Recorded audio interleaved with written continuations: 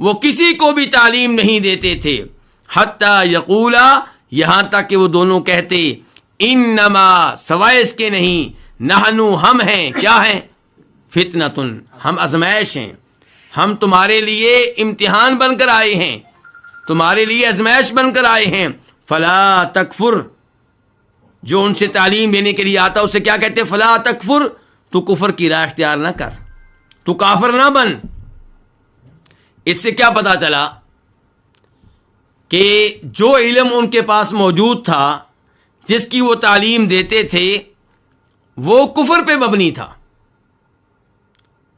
اور اللہ رب العزت نے ان کو آزمائش بنا کر نازل کیا جو ان کے پاس اس علم کی تعلیم دینے کے لیے آتا اس کے سامنے معاملے کو واضح کر دیتے اور کہتے ہم آزمائش ہیں تم کفر کی راہ اختیار نہ کرو. یہاں پہ اس امر کی وضاحت کر دوں کہ بہت سے لوگوں نے یہاں پہ یہ اعتراض کیا ہے کہ فرشتے نیک لوگ ہوتے ہیں اللہ کی اطاعت کرنے والے ہوتے ہیں یہ کیسے ممکن ہے کہ وہ کسی کو جادو کی تعلیم دیں یہ کیسے ممکن ہے کہ وہ کسی کو شر سکھائیں. تو گزارش یہ ہے کہ اگر کوئی فرشتہ اللہ کے حکم پہ کسی کو جادو کی تعلیم دیتا ہے تو وہ نافرمانی کا ارتکاب نہیں کر رہا بلکہ اپنے رب کی اطاعت کر رہا ہے. خضر علیہ السلام نے جب اس لڑکے کو قتل کیا تھا جس نے بعد میں اپنے والدین کے لیے مسئلہ بننا تھا تو کیا انہوں نے اللہ کی اطاعت والا کام کیا یا نافرمانی والا کام کیا؟ اطاعت والا کام کیا.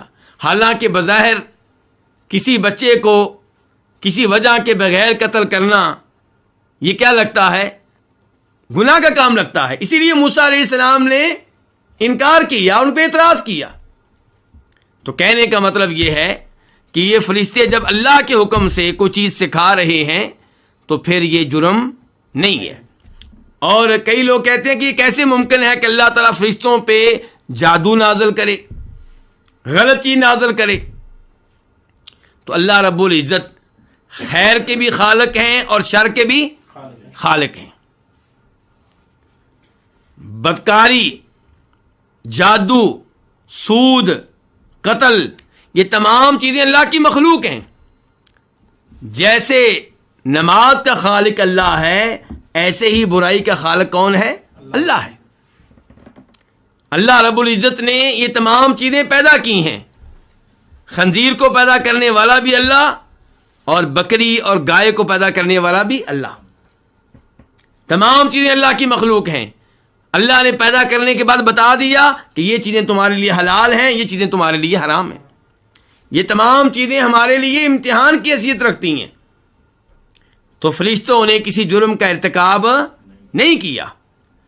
وما يعلمان من احد اور وہ کسی کو تھے یہاں تک کہ وہ کہتے یعنی کہ تعلیم دینے سے پہلے خبردار کرتے وارننگ دیتے اور کہتے انما نحن فتنہ ہم آزمائش ہیں فلا تکفر تو کفر کی راہ اختیار نہ کر.